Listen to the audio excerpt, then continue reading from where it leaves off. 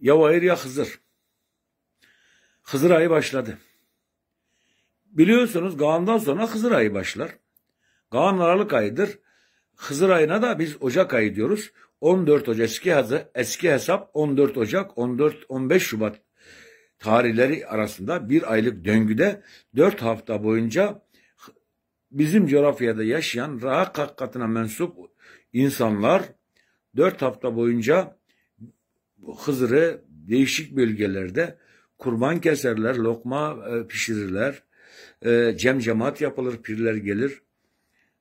Bu 4 haftayı da bölge bölge paylaştırmışlar.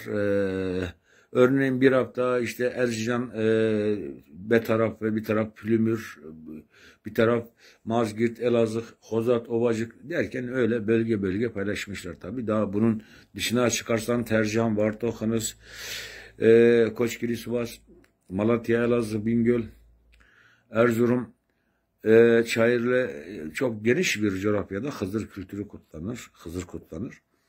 Kimi 3 gün, kimi 5 gün dediğimiz gibi oruç tutar. İlk başta pirler kendi ocağına gider. Gölgede sorguda önce pirler geçer. Rızalık alır. Sonra taliplerine giderler. Köylere giderler. Mezrara giderler. Taliplere gölgede sorguda geçirirler. Küskünleri dargınları barıştırırlar. Cemaat yaparlar. Lokma pişirirler. Yıllık görgü ve sorgusunda geçirirler taliplerini. Talipler de bunlara bir hakkula ve çıralık verirler. Çıralık vaatine çıralık verirler. Hızır darda olanlara, zorda olanlara yardım etsin diyoruz. Hızır o coğrafyadaki bütün inançların en tepesinde Hızır vardır. Hızır aklı vardır. Her yerde Hızır hazır ve nazırdır. Hızır gölü vardır, Hızır ırmağı vardır, suyu vardır, dağı vardır, tepesi vardır. Hızır ismiyle çok ziyaret var, evliya da var, onu da bilelim.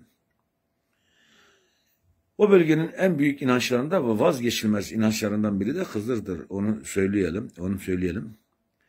Hızır ayında görgüler, sorgular yapılır. Hızır cemleri yapılır. Bugünkü cemevlerdeki gibi böyle bir adet töre değildir. Genelde o köyde veya o mezrada kimin evi müsaitse, biraz büyükse talipler der ki piro gel bir hakkı zikret derler. Sonra da komşularına, akrabalarına, köylere çağırırlar. Bugün pir geldi, rahber geldi, mürşit geldi. Allah'a çağıracak derler. Onlar da lokmasını alıp ceme gelirler. Gelirken aile boyu gelirler. Ailenin en büyüğü en başta durur. Öbürleri de sıraya dizilir. Gülbengini alırlar. Sonra lokmalarını götürürler. Lokmaların içinde bırakırlar. Cem başlar. Rızalık alırlar birbirinde. Çok uzun sürmez Hızır cemleri. Öyle Kerbela Kerbela katliamı veya başka olaylar çok fazla o Hızır cemlerinde dile getirilmezler. Hızır'ın kerameti, Hızır'ın bereketi, Hızır'ın hakikatinden bahsedirler. Hızır olmazsa Hızır bütün peygamberlerden gelmiştir, akıl vermiştir bütün peygamberlerde. Hızır vardır, bunu da söyleyelim. Hızır dediğimiz gibi Hızır'dan sonra Kara Çarşamba gelir. Kara Çarşamba'dan sonra Havtamal gelir, yani Nevruz gelir. Böyle bu döngü devam eder, gider. Değişmeyen tek bir inanç, tarihi olarak değişmeyen tek bir şu anda Hızır orucu, Hızır ayı değişmiyor. Tarihleri sabittir. Biliyorsunuz Muharrem ayı, öbür Ramazan, öbür bayramlar, inançlar değişiyor. Her yıl 10 gün ileri alınarak.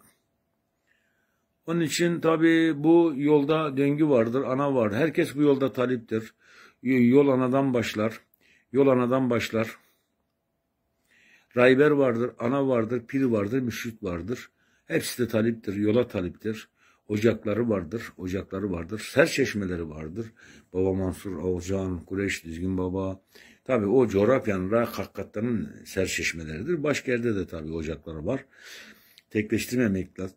Bu Rahak hakikatında Dersim dediğimiz bu Dersim ve etrafındaki Kürt Alevileri, Rahak Kürt Alevileri kadar Hızır inancını içselleştiren başka bir sürekli yok. Onu da söyleyelim biz. Başka bir sürekli yok. Maalesef bu Şia, işte değişik Alevi hakikatine mensup olan sürekler de var. Bunlar Hızır'ı es geçerler. Hızır'da pek bahsetmezler. Ocak kültüründen bahsetmezler. Ziyaret kültüründe pek bahsetmezler. Onu da söyleyelim. Hızır ayında Hızır orucu oruca başlarlar. Akşam daha güneş daha dağların tepesindeyken orucunu açarlar tabii. Kimin oruçlu olup olmadığını pek anlayamazsınız bu döngüde. Elini yüzünü yıkayıp gelip çocukların başını niyaz oldular. Çünkü o başlılar İmam Hüseyin'in, işte dar ağacına giden Hallacı Mansur'un, Şeyh Nesimi'nin, Seyyid Rıza'nın, Alişer'in mübarek başıyla eş tuttukları için o çocukların masum pak olduğu için o çocukların başına niyaz oldular. Büyüklere niyaz oldular. Omuzda niyaz oldular. Bizde öyle yanakta öpme falan yok. Omuzda niyaz oldular. Omuzda kadınları kolunda, erkekler de omuzuna niyaz oldular. Ne hazır ne gelirse o orucunu açarlar. Sahur yok bizde. Ne Muharrem'de ne de Hızır'da bizde sahur yoktur. Onu da söyleyelim. Hızır öyle yani Hızır enflasyonu da başladı. Hızır işte cami olsun diye, iş olsun diye, aşure etkinliği gibi, işte oruç açma gibi Hızır da ona çekmeye çalışanlar falan var. Ta Mart'tan Nisan'a kadar Hızır orucunu veya cemini yapmaya çalışanlar da var. Bu doğru değil. Yani tamam, Hızır ayı bellidir.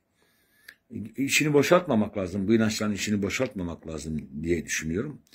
Pirimiz Başküllü Hasan Efendi'nin dediği gibi Allah'ın heyle huleye da ihtiyacı yok. Hızır'ın da bizim duamıza da ihtiyacı yok. Onu da söyleyelim diyor. Onu da söyleyelim.